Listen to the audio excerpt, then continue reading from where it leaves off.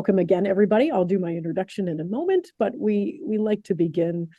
This is a Catholic Ignatian institution, and there's a beautiful prayer that we love to read by St. Ignatius. It's just one of these very into your arms, I commend my spirit kind of prayers to God, and coming into a season of hope and a season of gratitude, from Thanksgiving towards Advent and Christmas.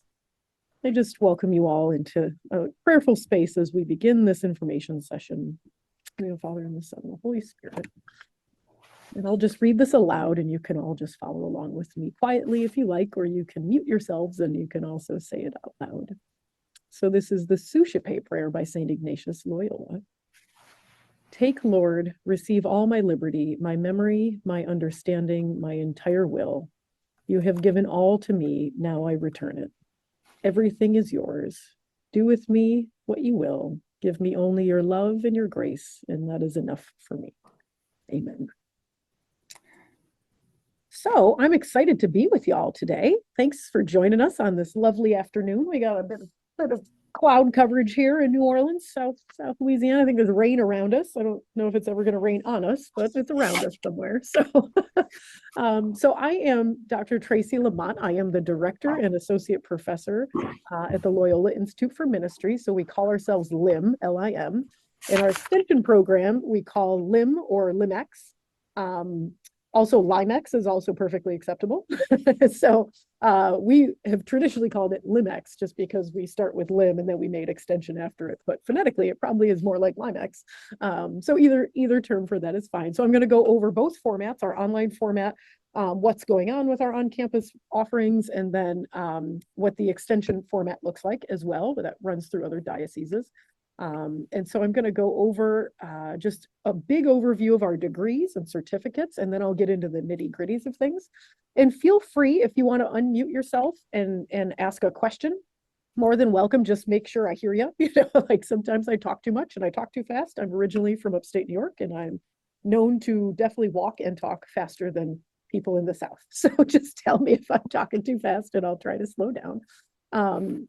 So LIM is in the College of Nursing and Health. So you can see our logo up there. And so we view health very broadly as health in mind, body, and spirit. So our college includes ministry, pastoral studies, religious ed, and our certificates, and nursing, the School of Nursing, and the Department of Counseling. And so that's the college that we're in of Nursing and Health. And so our first offering that I'll talk about is our undergraduate degree. We have a fully online Bachelor of Arts in Ministry and Theology that tries to integrate theology with practical approaches focused on scripture, spirituality, culture, and ethics. It's geared towards adults, folks really that maybe have a whole bunch of credits from a university, but really never got a degree. We look at it as very much a degree completion program. It's 120 credit hours, and students can transfer up to 90 credits from other institutions. And so at a minimum, it would be a 2-year process, even with, it depends on what you're bringing as transfers, but with our course rotation, it's at least a minimum of a 2-year process.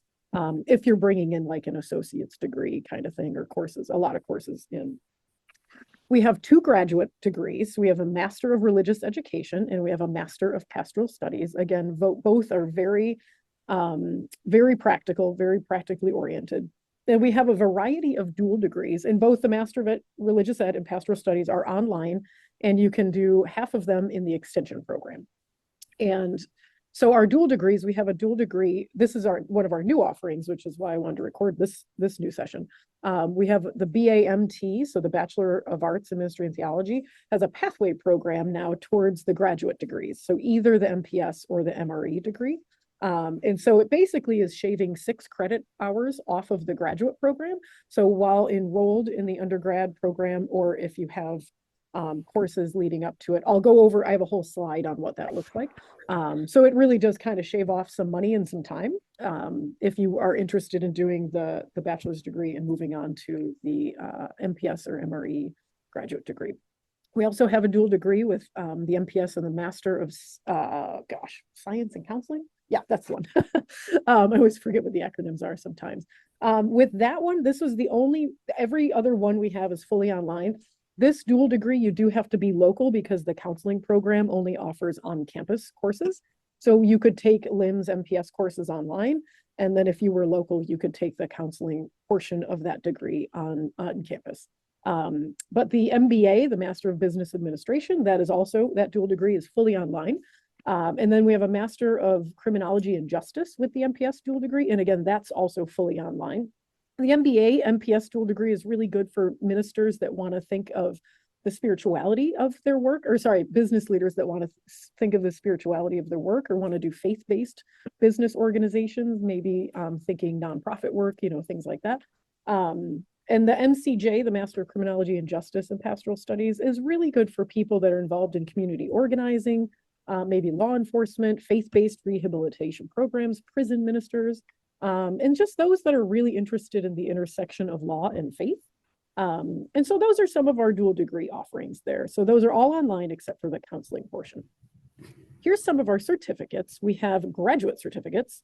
So we have two. We have a certificate in theology and ministry. So that's 6 courses, 18 credits. And then we also have two postmaster certificates that are at the graduate level as well. And one is in pastoral studies, the other in religious ed. Those are basically for people that have theology degrees, like a master in theology, or even LIMS. We have several students doing this right now. They have LIMS MPS degree, but they wanted to take different focus area courses. And so they just stayed on and studied and got postmaster certificates as well. So that's really, postmasters are for people that already have a master's degree, but really want to specialize in one of our focus areas, which I'll get into in a little bit. We have CEU, or continuing education certificates as well. So they basically mirror the graduate program. So we have a CEU certificate in theology and ministry, also 18 credits, same courses. The CEU students basically just don't write the papers for LIM, but they're participating in the daily activities if they're online or if they're on the extension program. They're doing the same readings, same discussions and things like that. They just don't do the written portion nearly as much. And then we have a certificate in religious education. So that's 36 CEUs. So that basically, and then the certificate in pastoral studies, both of those pretty much mirror the graduate program, but just at the continuing education level. So that's a reduced cost and not as much engagement in scholarship, but still a really good, robust opportunity for people. Then we also have advanced continuing certificates in pastoral studies and in religious ed, again, for those that already have a certificate, they want to get more focus area courses. We've had people do the advanced continuing certificate in religious studies because they were in ministry in general and had a certificate in different ministry opportunities, but then moved into religious education, teaching, catechism, you know, catechist stuff. And so then they've come on for that CEU program.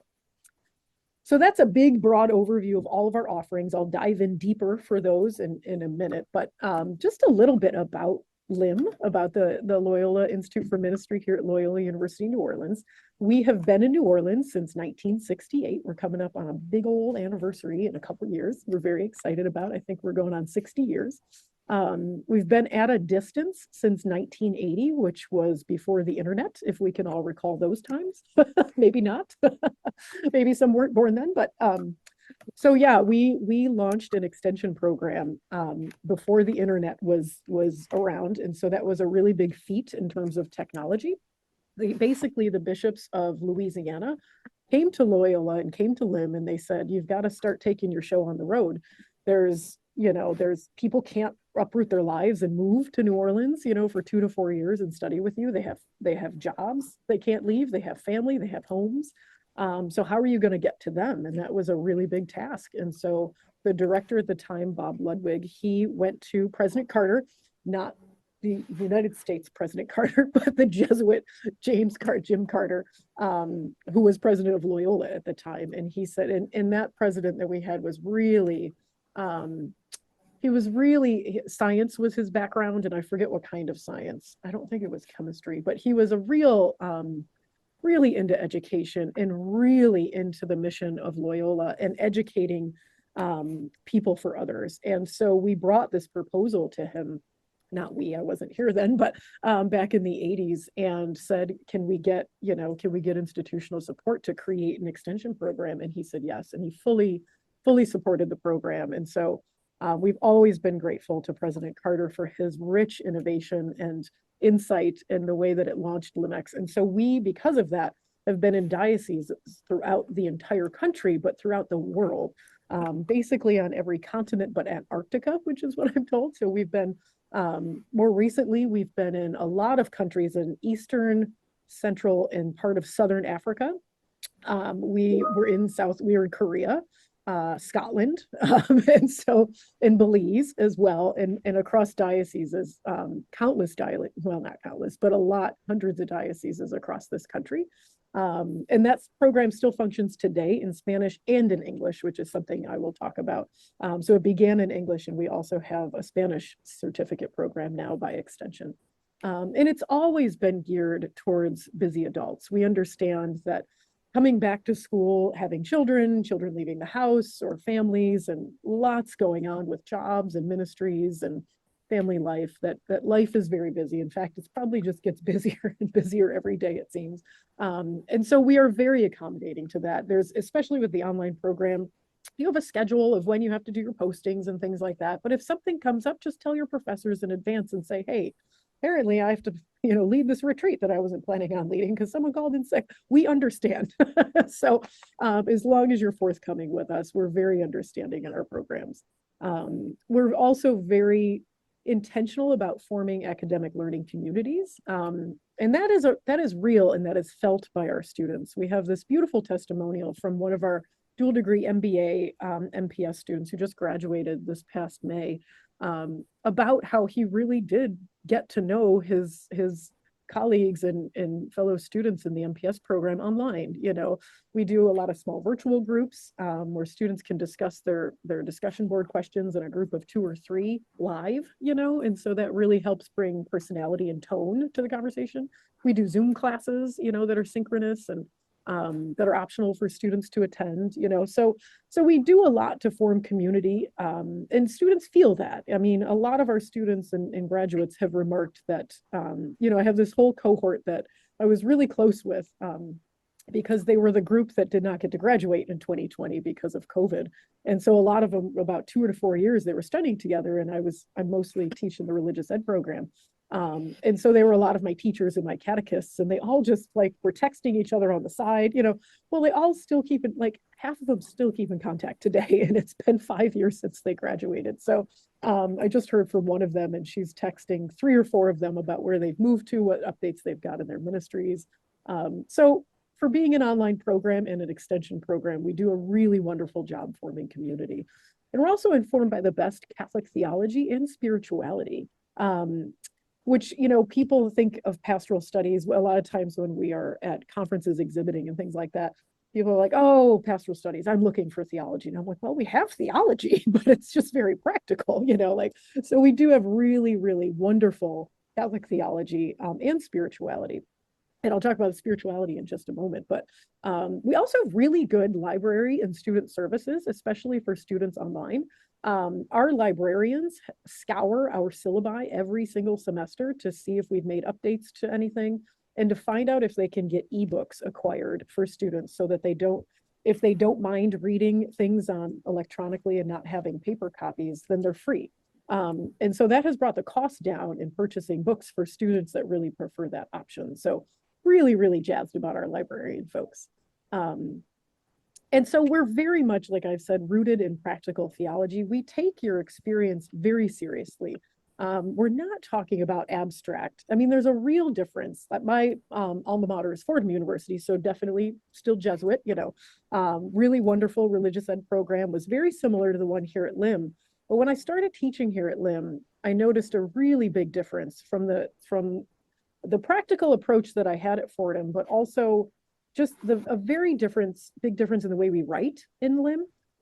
Very often you're asked to write in first person because we're not asking what would you do or what would somebody do. We're saying what can you do in ministry based on what you've learned here. And so I kind of talk about approaches to theology in kind of 3 different ways. There's the typical Master of Arts in theology, which is really a master in the discipline, the academic discipline of theology. And so that's, your instructors will take whatever, curriculum that they feel should be taught, kind of like whatever course material, and then give it to you and have you sort of critically analyze it, maybe write up an analysis of what you've learned, you know, for final papers and discussions and things. That's one approach. Another approach is what people call applied or maybe pastoral theology. And that's very similar, same kind of, you know, box of information that someone wants to give you, critical reflection on that. And maybe then by a capstone or final project, you would then try to apply what you've learned to some kind of ministry. And it might be abstract. And that was a lot of what I did with my master's at Fordham. Was like, I wasn't fully in ministry yet. I had just become a youth minister. So I didn't have a ton of experience to write from. So I would say, this is what I think, you know, this would implicate in youth ministry or whatever other ministries. And so LIM is very different from all of that. We take daily living as a site of theological reflection. And so we start there because that's what's mirrored to us in Scripture. Every passage, every story in Scripture is the story of God's activity in people's lives. And so we start with God's activity in people's lives and find what is deeply enriching and theological about that, how Catholic doctrine and dogma has been shaped because of human experience, because of the grappling with back and forth and understanding and musing about God. And so we bring your whole life into conversation, as much of it as you want, not your whole life, but a lot of your ministry, a lot of your insights, a lot of your experience comes into weekly discussion board. And you get to, and that's one of the ways we form community, is because you're actually hearing about people's ministry experiences every week on discussion board. And so you get to learn a lot about people, and it kind of makes it less abstract and more communal, which is really great. And it's also deeply grounded in Ignatian spirituality. Father Jerry Fagan, he was a prized faculty member at LIM and beloved by so many Jesuits, and he was a Jesuit. And sadly, I came to LIM a few years after he had passed away, and so I was never able to meet him, but I was in his office, so I felt his spirit. So he was, again, he was a spiritual director, he was a Jesuit, and knowing that you can't do the spiritual exercises, you know, in a class, you really need a spiritual director. He created a way to pray the graces of the spiritual exercises through the coursework. And so our core courses all engage in the graces of the exercises. So to know that you are loved by God and what Scripture says about the love of God. And then you kind of reflect back and forth in your prayer life. Sometimes you post things about your spirituality. And in the extension program, you start the first 20 minutes of your class session in LIMEX talking about your spiritual formation, which is, again, deeply Ignatian in many ways. So that's a beautiful part. So our Ignatian spirituality is woven throughout the program, which is beautiful. I'm going to hope this plays. This didn't play last time, but I think that's because I had a sound issue. So this is beautiful graduates of ours. They were local graduates, but they also took classes online with us as well. And so this is Lorraine and Grant talking about their experience. So it's, you could not hear my voice for a little bit. You could hear their voice for a little bit. Let me know if for some reason you can't hear it.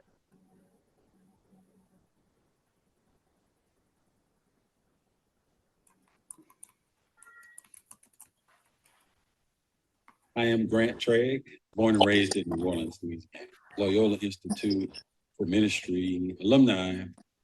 The way in which many of the courses were taught and the experiences that the students had and shared with one another was a big highlight for me. My name is Lorraine Hess. I'm from New Orleans, Louisiana. I finished my degree in pastoral studies. One of the other things that I really remember, it makes me smile all the time, is when I think about our professors and the zest that they had for what they were teaching.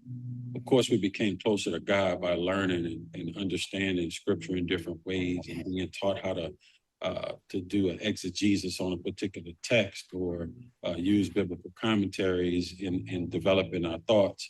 But we also, I think, got closer to one another. So there was a relationship building and growing among the students as well as with the professors and the students.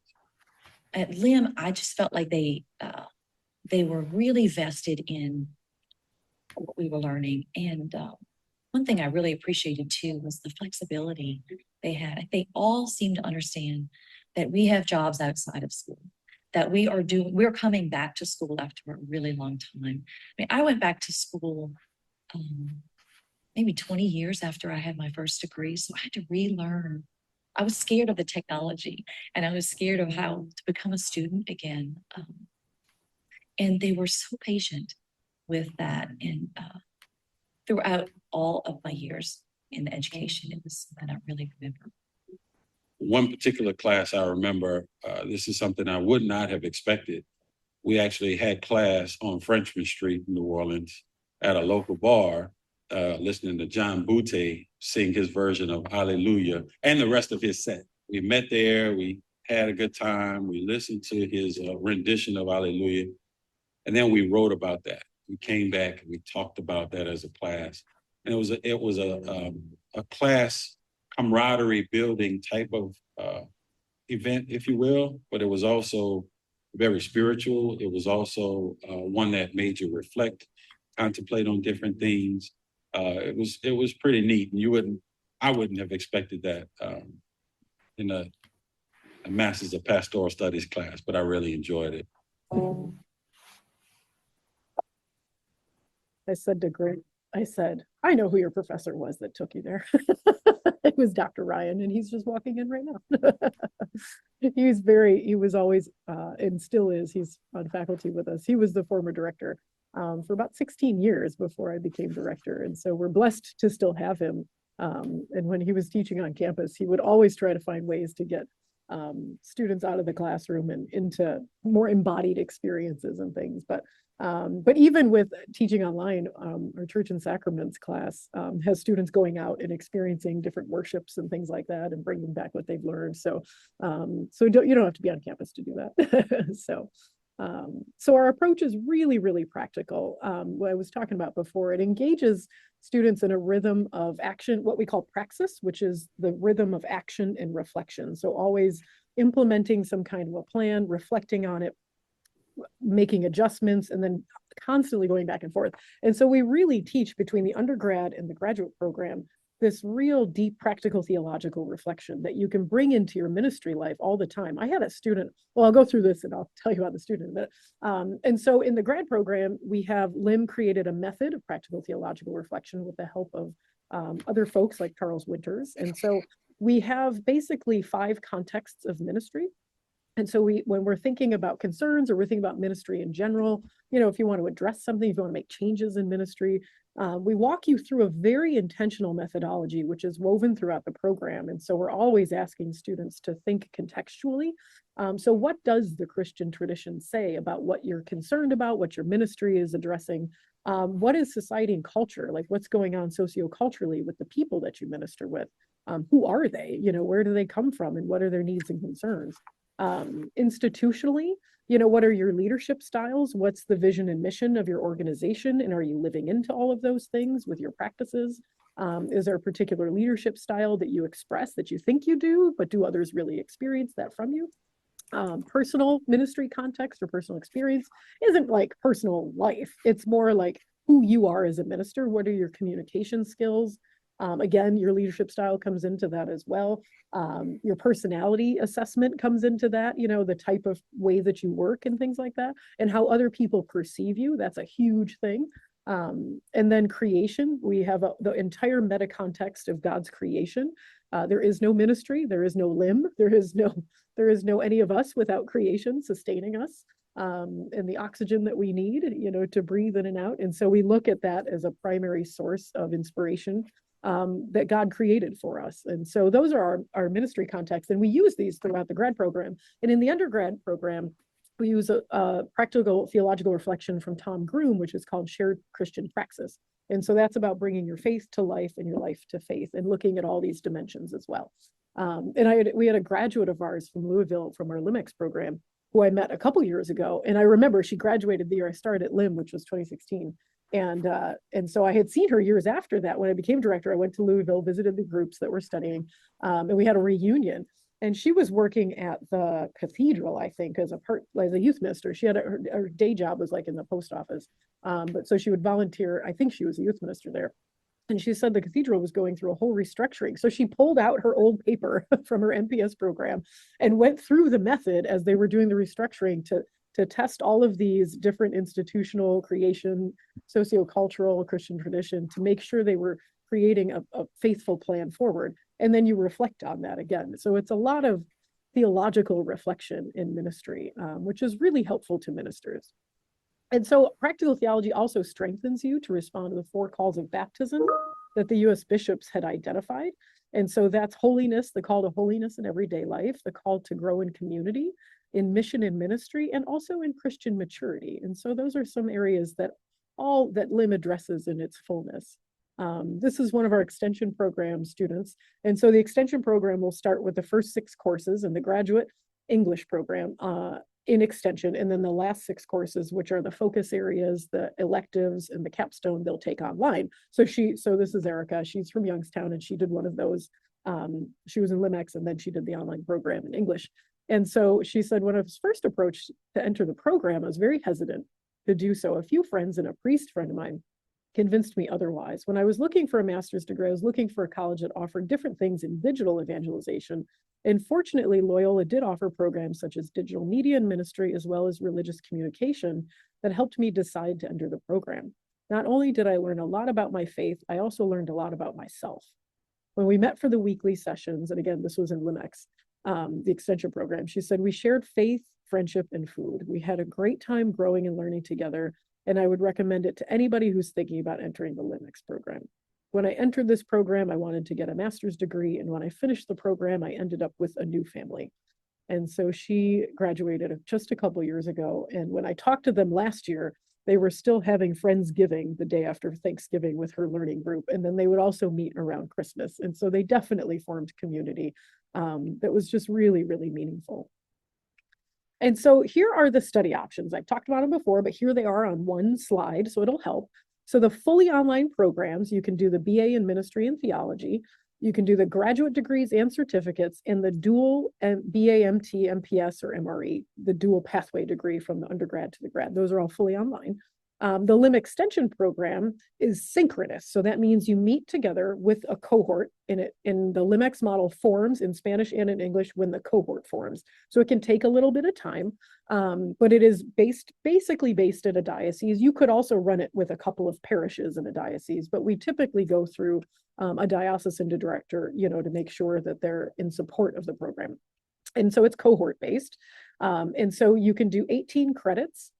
Graduate credits or a continuing education certificate in theology and ministry. So you could do that first certificate, and that would set you up for 6 more courses online or by extension with the Spanish program. So that's a couple different things. And so for the English program, you could do extension for 6 courses and online for the final 6 courses, or you could just do the 6. You could do the 18 credit certificate for graduate or continuing education.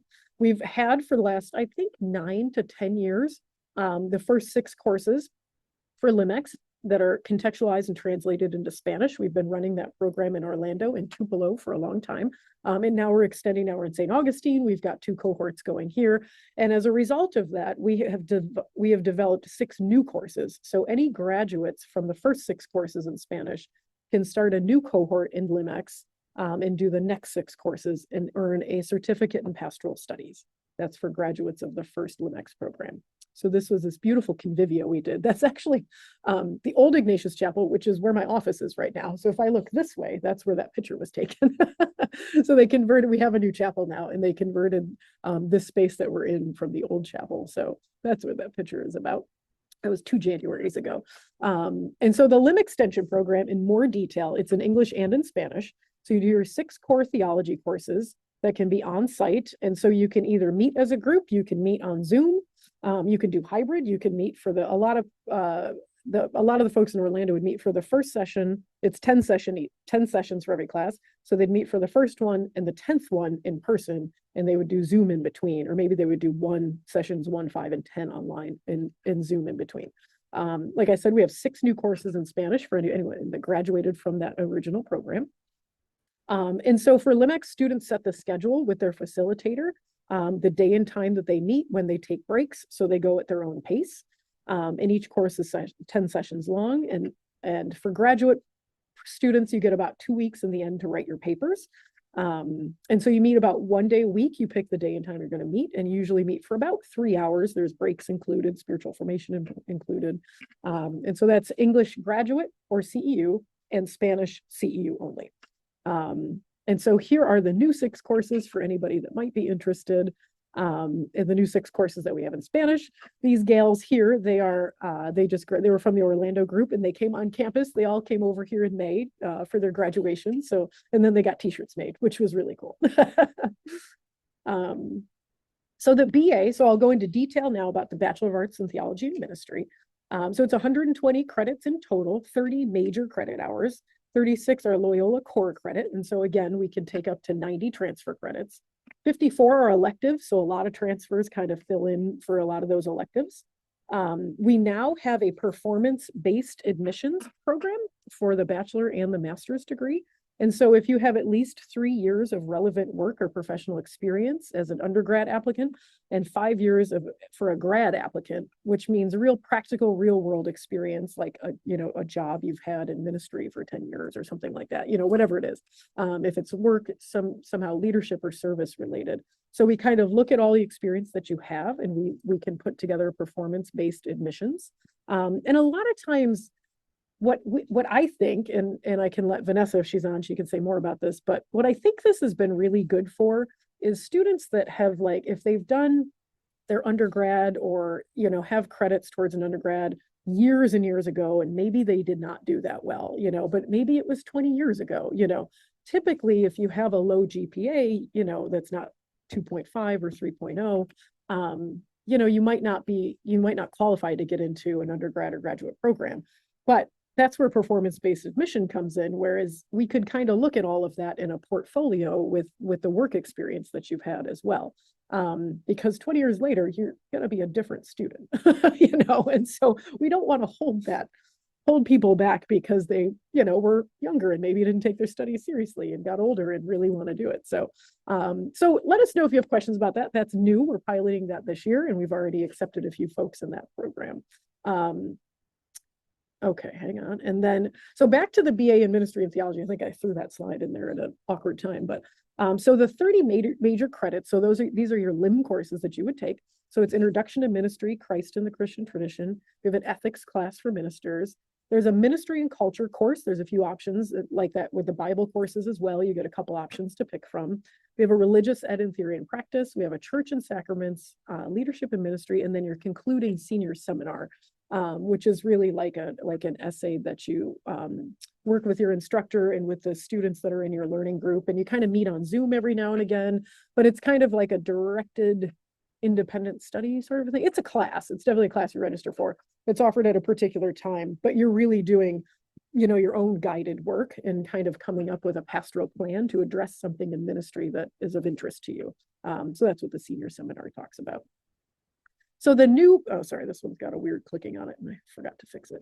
The new dual degree pathway for the BA program to the grad program. Again, you can do the full BA program, and to be eligible to apply for the pathway, you have to complete it and be able to transfer at least 12 college credits, so undergrad credits, have at least a 3.0 GPA at the time of applying. And undergrad students can apply up to 6 credits of graduate level equivalency courses, both their BA and their master's degree. The same courses count towards their BA and then later towards the master's. So you're really shaving off 6 credits. And so I think I will for that one and I can put that one in the chat. I don't know why it always shows that weird bubble there, but it did. So there's the link if you wanted to learn more about that pathway program. And then I'm going to talk about the grad programs. So we have the 2 Master of Pastoral Studies and Religious Ed.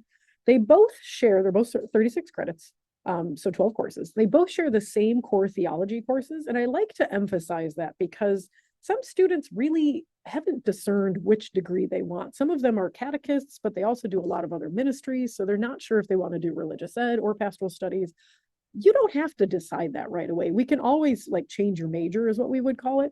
And you could do some discernment after taking a few of these core theology courses. Because again, once it comes to the electives, that's when you differentiate. So you would start with your core courses and you could do some discernment then. So if you're not totally sure which program's right for you, I would say start with the MPS and then we have a discernment process actually that students can go through to discern their focus area. And then we have focus area questions. Caleb, I'll get to your question in just a minute because that's a very good question. So thanks for asking it. So you can get 9 credits of focus area in both. The religious ed concentration is religious ed focus area. And then I'll talk about the focus areas for the MPS program in a different slide because there's a lot of them. And then you take your capstone course, and then you also get 2 electives. And so it's the same for both. It's just your focus area changes for the religious ed versus the MPS. So here are all the graduate focus area courses. So we have digital culture and media, Christian spirituality for ministry, marketplace ministry. And that's really good for people that maybe are not in ministry. Maybe like we've had a lot of lawyers, nurses, healthcare professionals, you know, that really want to look at the theology and spirituality of work. And so that's what marketplace ministry really is, kind of for people that are not, their daily job or volunteer work isn't in direct ministry, but they want to think of the theology of their work. We also have a pastoral care track. We have pastoral life and administration, small Christian communities, youth and young adult ministry, religion and ecology. And then we have an individualized track for people that maybe wear a lot of hats in ministry and maybe want to take a couple different types of courses. So, who are our people that study with us? Who would be your colleagues, your fellow students? Lots of directors of religious ed, parish catechetical leaders, teachers, catechists, directors of what is now OCIA, I need to update that slide. Chaplains, that's a big one. Priests and religious, lay ministers of just general lay ministry of music ministers, liturgical ministers, nonprofit leaders, anyone that's integrating, you know, faith and daily work or just wants to explore their faith at a deeper level. We get a lot of folks who, one of our students called it, who are in the third of their life. I just heard a woman call it the 3rd trimester of her life, which I thought only a woman could say, you know, which is basically you're in that later portion of your life. Maybe you're in retirement age, your kids have moved out of the house, and maybe you're looking at retirement and you really want to give back to your faith community in ways that you couldn't do fully because of life and family and jobs. We get a lot of folks that's their interest as well. So the third of life is what some folks have called it. And what does this prepare you for? Spiritual direction is a real big one. We've got a lot of students that have gone on to seek certificates and certification as spiritual directors because they have the degree and they can then do that. Chaplaincy, again, is another really big one. Theology teachers, catechists, department heads, you know, kind of being raised up and things like that. Helping professions, parish and diocesan ministries, nonprofit leadership, multicultural ministries, doctoral studies. We have several students who have gone on to CTU now because I think they've got a lot more online options for their class programs. And so we have a lot of students that are seeking doctoral studies too, and then just ministry in the wider world. This was Christine Johnson. She was local. She did the dual degree with counseling and MPS. And she said, one of the things I have appreciated most about LIM is the chance to learn with and from classmates who minister all over the world and in so many different capacities. It's opened my eyes to new ways of caring for others and broadened my understanding of what it means to be a person of faith. This program does a great job of fostering a sense of community where we can all learn from one another, guided by professors who truly care about your personal faith formation in addition to course material. So, and I just saw Christine a couple months ago. So we have a treasure trove of graduates on our website. We have student success on LIM's particular page. And if you click to the bottom, see all successes, it just goes hundreds of pages of student successes. And so we have a beautiful cloud of witness in our graduates. So getting to some of the questions. Okay, Caleb, let me get back to you here. Can one begin classes that apply for the dual degree program? Yes, you can. And that, Caleb, has been happening.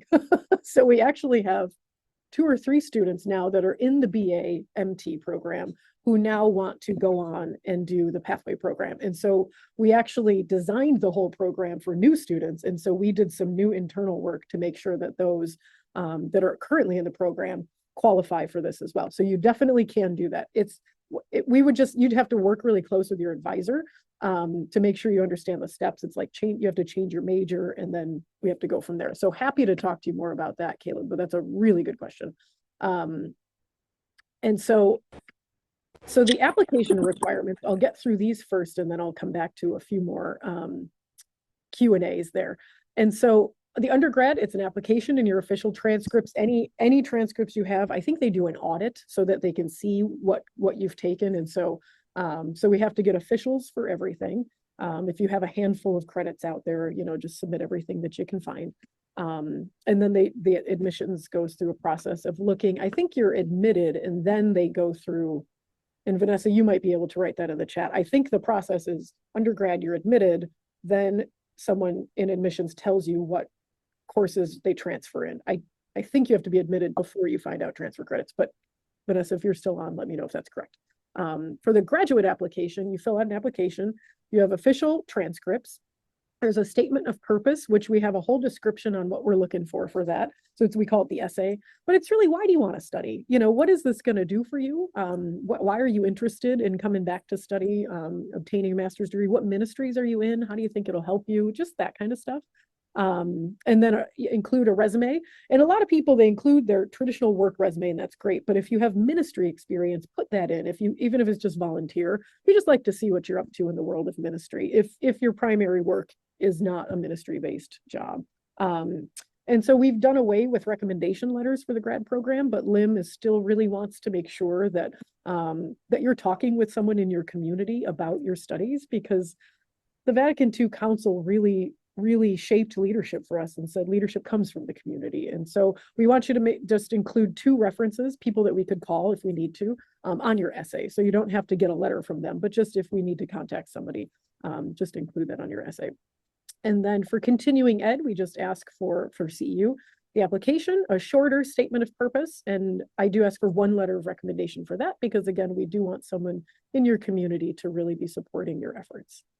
Now, I think this is still current. Yep, I think this is still current. I think it's updating after the summer. So the tuition is for the online undergrad is about $1,400 a course.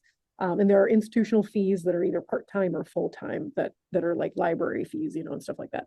And so those get added on as separate than tuition, and same with graduate. And so it's $1,275 per course right now. And there's fees, I think it's like $120 something for part-time. And then I think it just doubles for full-time, and part-time for grad is 1 class at a time. Full-time is two or more. So, and it's pretty typical for the grad program for students to take 1 class at a time. Some can do 2 at a time. More than that is not super typical, but most people have families and jobs and things like that. And so thanks, Vanessa, for putting all that in there. So she put the fees in there too. And so CEU right now is $420. It might actually be $425, but our website's not super clear on that. But it's at least $420. If not, it's $425 for 1 class. And we do have scholarships available. We have a needs-based scholarship. And so let me get all of those links here. And I will put the scholarship information into the chat. So there's a website for our scholarships that you can read about them. And then there's the second link there is the actual application. And so you do have to apply and be admitted before you receive a scholarship. You have to sign your intent to enroll before you receive your scholarship decision.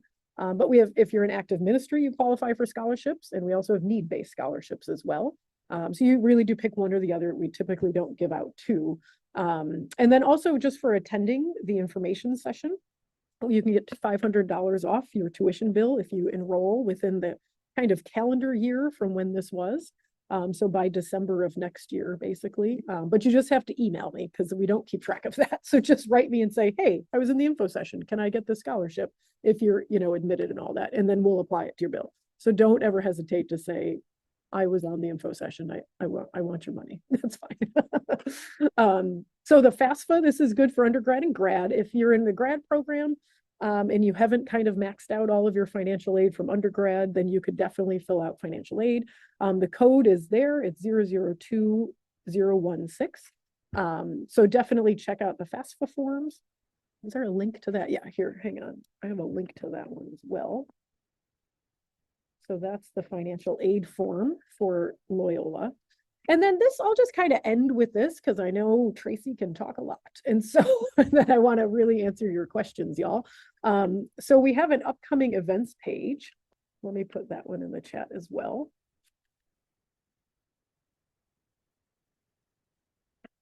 And so we have our Summer Institute so these are just some offerings that LIM has. A local event is our Summer Institute for Catholic Educational Leadership. We call it SISFL. That's usually the first 2 days in June, and we put that on with the Archdiocese of New Orleans. And we're in the middle of formulating our theme and speakers and topics for this year, so stay tuned on that. We have officially put together our spring lecture series, and I think this is the correct link here. Very excited. I'm launching that email this week. We got everybody confirmed before Thanksgiving. And so this year we are doing, and this is fully online, and it is free and open to the public. And we have 3 dates. We have February, March, and April. When I wrote this slide, February 12 was our confirmed date, but the other ones are confirmed now too. You can check the website. And so this is on Walking with the Migrant, Jubilee, Justice, and Hope. We are ending our Jubilee year after Christmas, but still we're going to be in a season of Jubilee. But we are talking about migration from multiple perspectives. So our first one is going to be on the biblical roots of migration with Dr. Jackie Hidalgo from the University of San Diego. The second one is, I should look at the link myself. I think the second one is on, yes, it's on creation, and it's with Monsignor Kevin Irwin. He writes our Church and Sacraments book that we use. He also has a book on creation and the sacraments. And so that one's going to be in March. And then in April, we are going to be talking about stories from the border with Dylan Corbett, I think is his last name, and he's from Hope Border Institute, and he's going to be sharing migration stories from the human community. So we have biblical, creation, and the human community. So to support our migrants in this season right now. We have had an amazing Flourishing Sisterhood project, which has helped with religious sisters from the Gulf South to develop their stories about vocation in life. We have 30 podcasts, which is super exciting. I think I have a slide on one of those. Oh, here's the migrant. Oh, there we go. Look, I had a slide on it the whole time. And then that was our spring lecture series. And so Flourishing Sisterhood, the podcasts, let me get this link here. We have 30 podcasts with religious sisters from this project, and they were engaging in certificate in the spirituality with a focus on aging, and that was really particular just for that cohort. They met in the extension model, and so then they developed these podcasts, and it was really transformative. And so that was I think our 4th Hilton grant that we've had. We also have what's winding down soon, so we need to get folks admitted under this program soon, or the money goes away. This is our Hacienda Caminos initiative, and this is for any young adult basically between the ages of 21 and 30 that wants to get a graduate theological education and spiritual formation that with a focus on Hispanic ministry. So anyone that's a young adult that wants to or is currently engaged in ministry in Hispanic communities, we have full tuition fellowships from a Lilly grant in partnership with Notre Dame and Boston College. So we have a few more fellowships to give out. So if anybody's interested or you know someone that is, let us know. And then our field project that stands for Faithful Innovation, Encountering, Listening, and Discerning. This is our young adult initiative, Lilly grant. And we have taken in our 3rd cohort. You can see that little map there. We go from all the way from Seattle to Puerto Rico, which is amazing with our parishes. And so we are re-granting money to parishes to do ministry with young adults. We actually have our field check-in meeting with all our parishes tomorrow night. So fingers crossed. We had our cohort C began in April, and we brought everybody on campus in May to have a big in-person gathering. And then we also have a Lilly grant for thriving Pathways Towards a Thriving Parish. This is the Thriving Congregations Initiative. And we're going to be launching our 2nd phase, our 2nd cohort of that project later in January. So stay tuned, most definitely. But we are working, you can see the parishes the cohorts we're working with now. We have New Orleans, we have Natchez, Mississippi, Virginia, parishes all over the country that we've been working with towards thriving. So really grounding folks in a synodal spirit of listening to the parish community to discern with one another what would bring them thriving in their parishes. And so there's no real cost right now to the program. It's a grant funded program. So that's all our programs. There's more to come. We found out about a new grant recently, but we can't announce it yet. So but we've got a lot of wonderful initiatives where we're trying to help form leaders in the Catholic Church, not just in our programs, but through our grant initiatives too. So I would just ask you all to do some really good discernment. Talk with discernment in your spirituality is about God, self, and others. And so talk with God and also talk with your family and talk with your friends and say to them, like, I'm going to have to carve out time, each week to study, to do my discussion board, to be in my class, whatever it is. And can the family share the load? Can your colleagues help share the load? Do they support you in this?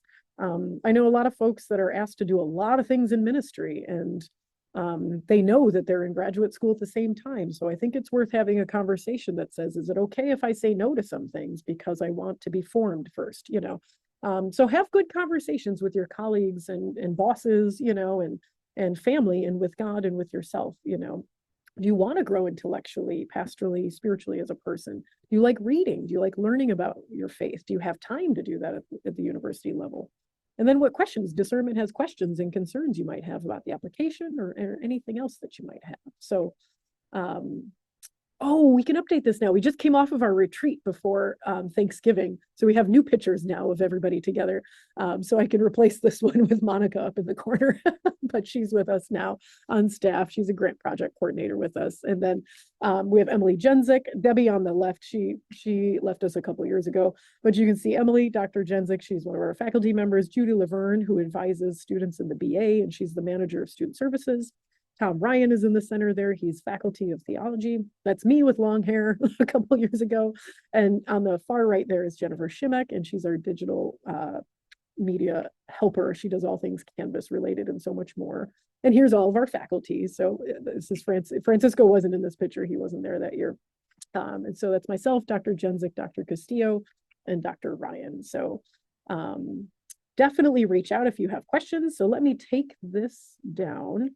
Go back to the chat because Cindy, you wrote, I'm interested in the online CEUs in theology and ministry and pastoral studies, advanced certificates or a foundational certificate. Yeah, so Cindy, the foundational certificate would probably be the 36 CEU pastoral studies or religious ed certificate. Then you would qualify for the advanced one. Or if you just want to do the 18 CEU in theology and ministry, you can do that. You could start with that and see how that goes. It's kind of considered a stackable certificate, so the courses would roll into the 36 credit. So that's kind of the foundational certificate, I think, to answer that question. Can they be applied to CPE hours? We do have a process with CPE that includes, like, if you're in a chaplaincy program, then you can take the 3 credit class with LIM. That would qualify for the institutional recognition, the college transcript recognition of CPE. So we do that most definitely. I hope that answers that question.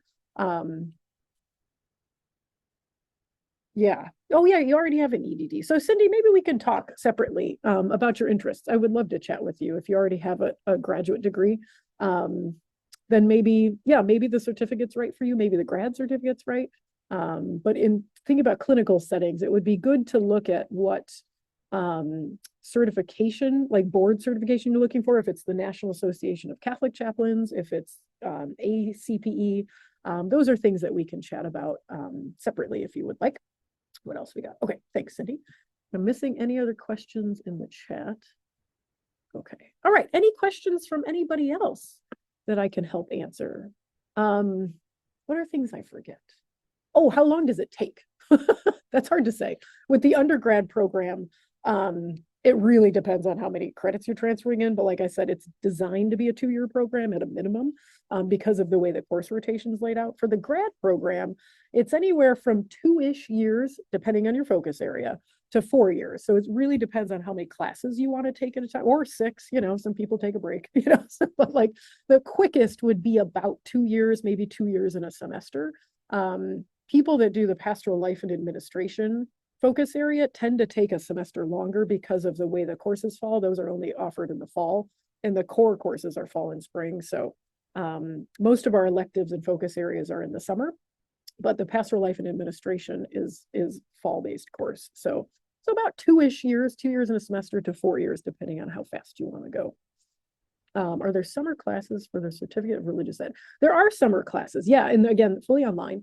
And so I think this summer is religious education across the curriculum. That's a little bit more geared towards teachers in schools. Next summer will be catechetical leadership.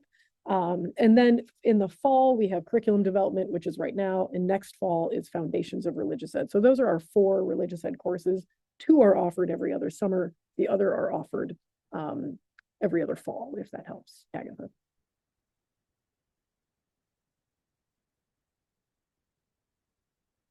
And you're free to unmute yourselves or write in the chat. Any other questions you have, happy to answer them.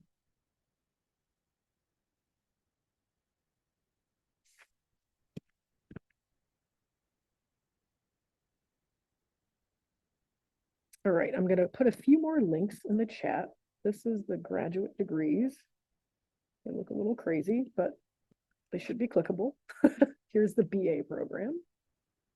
And then let me make sure you have, yeah, FAFSA. Do we get the link to apply? That's always the question. Oh, apply to the program. Here's the good one. There you go. And so when you apply, you have to create an account, and then it sends you an email, and then you can start the application.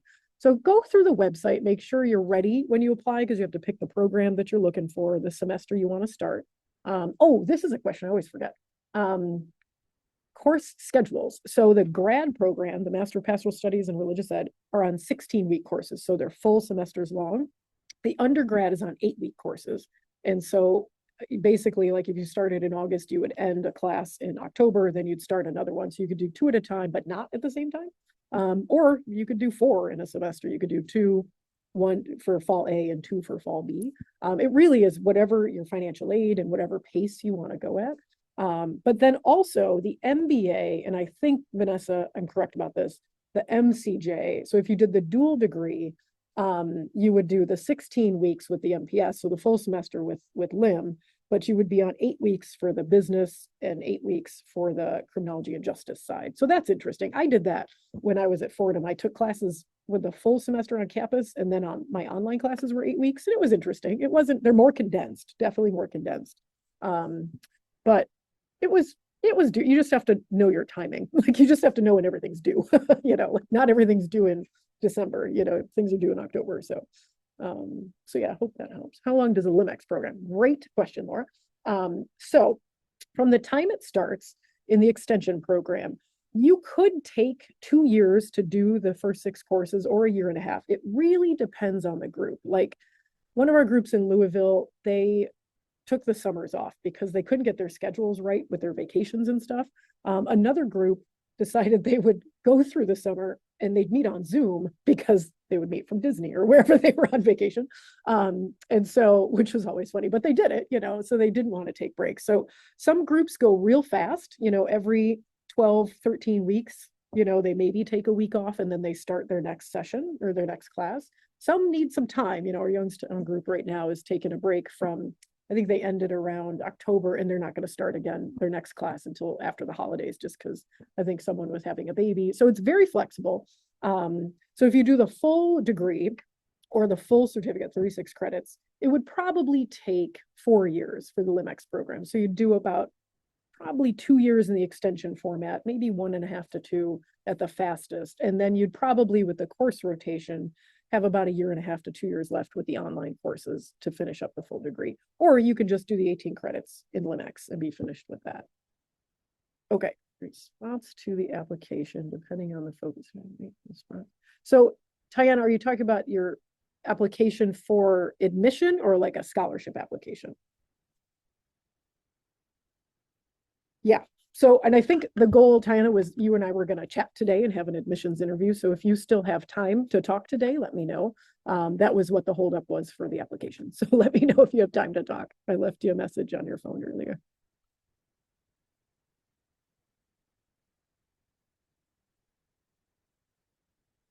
Oh, good. Email me back and let me know if the times I shared with you work for you. Any other questions, friends? Oswaldo, are you friends or colleagues with Melissa and Yes, I do. Jennifer? Okay. Yes, yes, I do. Yeah, When I saw Newark, I thought you were the one. they recommended that, and that's why I'm here. Thank you Oh, so much. wonderful. And Marianella and everyone else. I think we're educating Newark. We have a lot of good students from your diocese. Right. Oh, good. Is there anything I missed, anybody? Let me put my email in here. And feel free to email me after this if you want to just talk online. A couple of my meetings canceled today. What a great Monday. So I have free time later. So if anybody wants to connect, and I have a bunch of time on Wednesday too, I think. So yeah, I've got pockets of time where I can chat with anybody this week or next week. So happy to reach out. And then can I say anything more about chaplaincy? I can. We're doing a lot. If anybody wants to hang on and talk with me about chaplaincy, here's what we're working on. So a lot of our folks, is multiple trajectories to think of here. So our degree, if you look on the National Association of Catholic Chaplains, okay, good to see you, Megan. Our 36 credit master's degree enables you to then go on and get certified with NACC, the National Association of Catholic Chaplains. Other certifications like board certification through ACPE or APCE, I always get the acronym mixed up, sometimes need you to have 72 credits and we only have 36. So we are currently working with the board certification to see what we could do if we can offer an extra 36 classes. If some of those would be CPE related, we already will do CPE with you because you need seminary or university formation for CPE with your folks. That's usually required for board certification. So you can do CPE with LIM that will just kind of like theological reflection for your clinical education that you're doing. You just kind of meet every couple of weeks with your instructor and hopefully there's a cohort. You never really know when students are doing their CPE. So we hope that there's more than one at a time, but sometimes it doesn't work out that way. But either way, so we still do accommodate that and support. So we're working right now. A lot of students do the MPS with a focus in pastoral care. The pastoral care focus area has a LIM course, Introduction to Pastoral Care and Counseling. We're going to change that to just be pastoral care. And then it has these two counseling courses that are Loyola's counseling courses, but again, they're offered in person. And so what we've done in the past is allowed people to transfer credits from another institution that they found the counseling course equivalents for. Or also there's a lifespan development course they're offering online through Loyola's program that would count for the counseling theories course. So you just want to work with your advisor really closely. There's a lot of nuances with the chaplaincy focus, the pastoral care focus area. But we are working to see if we do actually support associate chaplains. So that was new information that I learned. So just let me know if you want to talk about chaplaincy. We're doing our goal this year was really to revise our program to better support people seeking chaplaincy. And we're still working on that. I've got a couple more calls to make with folks, but call me if you want to, email me if you want to. So happy to talk about that. Anything else, friends? Anything else I can help with?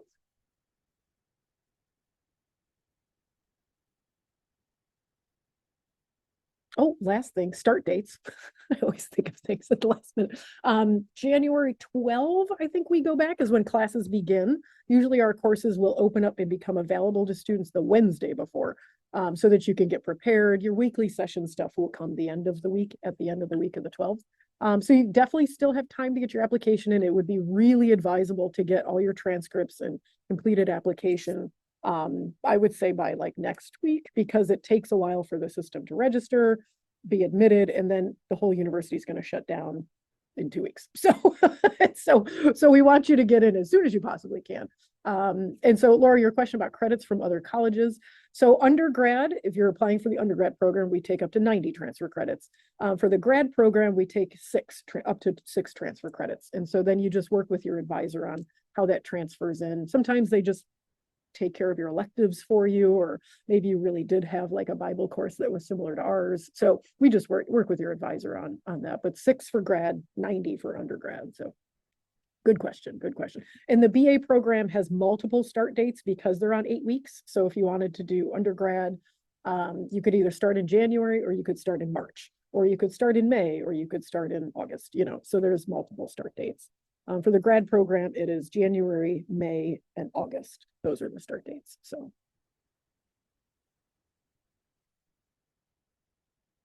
Oh, Isabel, I recorded it. Yes. Isabel, if you just send me an email. if you just joined us, you probably don't see my email. But send me an email and I'll give you the cloud recording. We'll wind up putting this on our YouTube channel, but that'll take a few days. So I can just give you the link once it generates when this is over. So glad you're able to join and later. All right, friends. Well, if there's no other questions, I guess we'll say goodbye. I hope everybody has a lovely Advent and Christmas and winter New Year as everything comes around. And do not hesitate to contact myself or Vanessa. Vanessa, did you put your email in the chat there if you're still on? We're happy to help. Vanessa works in the admissions office and she's a great help for our prospective students. I think you sent that to me. Let me see if I can copy it. Okay, here's Vanessa. So yeah, email either one of us and we're happy to help. Very happy to help explain anything that I talk too fast about or any other ministry goals that you have or anything else you can think of. All right, thanks, friends. I will sign off and enjoy your week. And I hope it is good to you. And let me know if I can help in any other way. Take care. Bye.